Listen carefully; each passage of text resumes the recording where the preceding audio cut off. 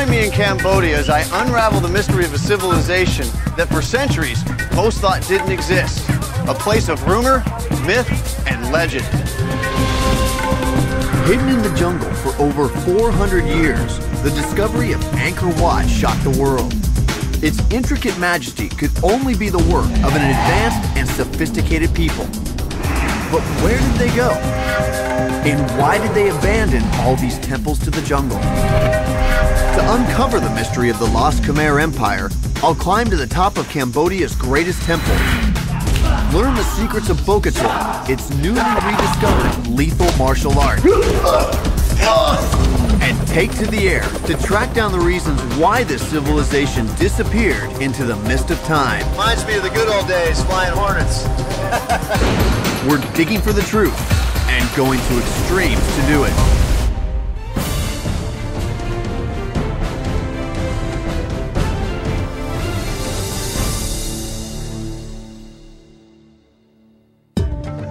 Hi, I'm Hunter Ellis. I've come to Cambodia to explore the mysteries that still surround a great civilization that existed here over 800 years ago, the Khmer Empire.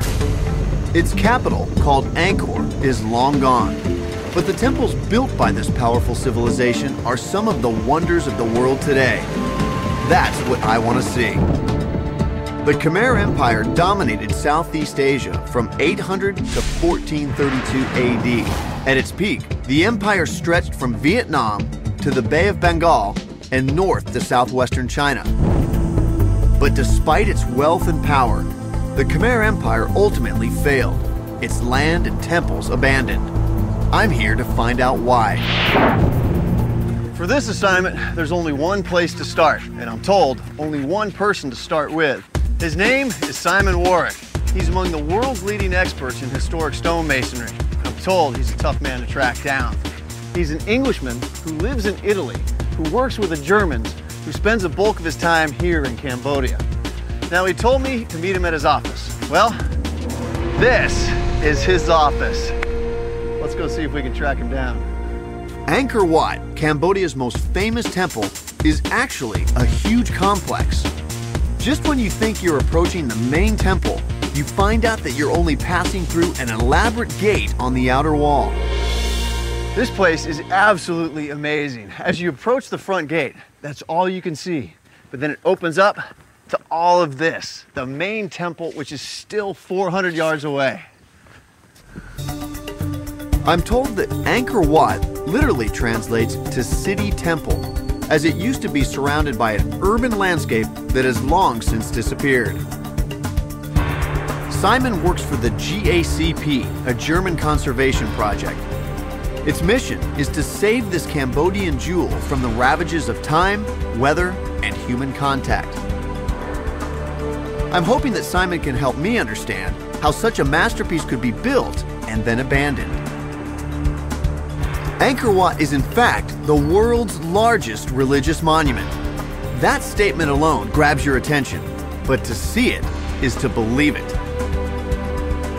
The path leading ever upwards is a demanding journey, with stairways connecting different terraces on different levels. Finally, the center of the temple. It looks like I still have to head up there. Originally, it was a priest who would come up these steps. And they're definitely meant to be steep because they represent the difficulty of getting into the kingdom of heaven. Simon! Hi. Hey, how are you? I'm all right. Come on up. It's right through there? Through the door, and I'll meet you at the bottom of the scaffolding, okay? All right. Can you imagine coming this way to work every day?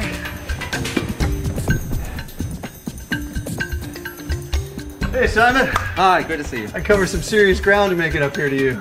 Oh, yeah, but it was worth it. Oh, I cannot believe this is your office. Angkor Wat. The greatest religious monument in the world. The magnitude of this place is truly hard to grasp. Angkor Wat tops out at 213 feet, making it as high as Notre Dame Cathedral in Paris. And it holds as much stone as the Great Pyramid of Khufu. And how long did all of this take? Well, that's what's so incredible. It only took 32 years to build. I think if we were to build something like this today, it would take us longer than 30 years. No question. If you compare that with the buildings in Europe, like cathedrals, some of which are much smaller than this, they took 300-400 years. So 10 times the length of time it took to build all of this. Right, and there's a lot more stone here. Simon tells me that it took 50,000 workers to build this extraordinary temple. It's surrounded by a 4-mile moat and crowned by 5 huge towers. But size doesn't begin to measure the real power of Angkor Wat.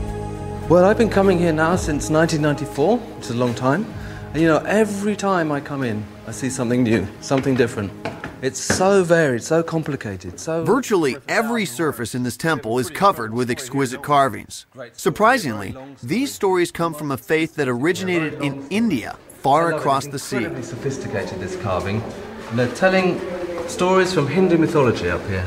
But how does the Hindu faith arrive in Southeast Asia? Because we're 2,000 miles away from India. Well, religion it turns out the answer lies in the monsoon winds that carried seafaring Indian traders to the Mekong Delta. Marooned for months before they could ride the monsoons home again, they traveled upriver, passing their religion, art, and architecture onto the local people. The religious community were trying to communicate with people who couldn't read. So they put these images and the stories on the wall so that the people could understand it. What are some of the stories that are being told? Well, this is very interesting. This is an image that you'll find on religious buildings around the world. It's the Last Judgment. Now, I noticed that some of these guys have their faces carved out or destroyed. This figure's particularly unpopular. He's the administrator who actually gives out the sentence. So he's the sort of prison guard who says, you're going to hell. It's not looking too pleasant down there. It's hell. There's 32 different types of hell as well. So is that a superstitious thing over the years that people have come in and destroyed the faces of the demons? That's the local people just saying, bad, bad, I don't like him, bad, bad. Simon tells me that these bas-relief carvings go on for more than half a mile. They're the longest continuous sculptures in the world. It's an awesome sight, but one that may not last. It starts and stops raining at a moment's notice around here, huh? Simon takes me on a precarious path to his current work site to show me the ongoing struggle to keep this civilization from disappearing again.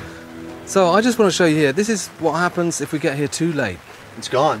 Yeah, and when it's gone, all you've got is a rock. Here, we've lost the surface, we've just got geology. Here, we've got history. The carvings... The ravages of time have weakened these carvings. They're now separating from the foundation. How do you keep this from happening when it exists in an environment where it rains like this all the time? Actually, it rains some of the time, and the other time it's really, really hot and dry. So really the key word here is research. You've got to understand exactly why things are happening, and only then can you understand how to treat them properly. But when you have the biggest religious monument in the entire world, is your work ever going to be done? No chance. So what we've got to do is train the guys here to do it by themselves. I mean, this is their heritage. Their ancestors built it. They should be doing it.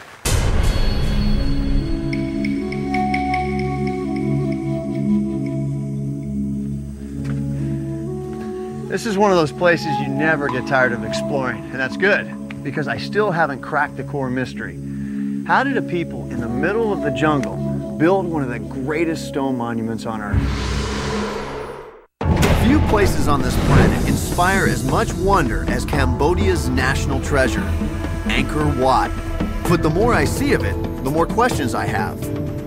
Not only did the ancient Khmer construct one of the largest stone buildings in the world, they did it without using any kind of mortar. How'd they pull that off? I'm hitting the road to find out. Just 20 miles northeast of Angkor Wat, I come to a place so important to the Khmer, they revered it as sacred. The majority of the Angkorian temples were built using a local sandstone, and huge blocks like this are all that remain of an old quarry that lies here at the foot of the Kulen Mountains. The sacred stone from the Kulen Mountains was used not only for the massive temple at Angkor Wat, but for literally hundreds of other Khmer temples across northern Cambodia. Imagine the manpower needed to cut blocks from these cliffs, drag them into place, and then build the astonishing temples we see today. How did they do it? It's essentially the same question that has puzzled Egypt